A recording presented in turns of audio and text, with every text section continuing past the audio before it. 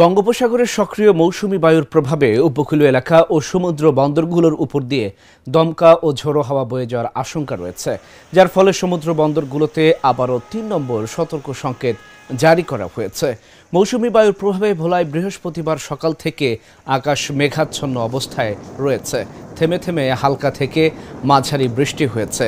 এদিকে বুধবার দুপুর থেকে বৃহস্পতিবার সকাল ৯টা পর্যন্ত জেলায় বন্ধ থাকা 10টি রুটে লঞ্চ চলাচল স্বাভাবিক রয়েছে। তবে পুনরায় বৈরী আবহাওয়ার কারণে সকাল 10টা থেকে মেঘনা নদীর ডেঞ্জার জোনে দুর্ঘটনা এড়াতে বাংলাদেশ অভ্যন্তরীণ নৌ পরিবহন কর্তৃপক্ষ BIWTOর নির্দেশনা অনুযায়ী ভোলার ইলিশা লক্ষ্মীপুর সহ 10 নৌ রুটে লঞ্চ ও সি ট্রাক চলাচল বন্ধ রয়েছে।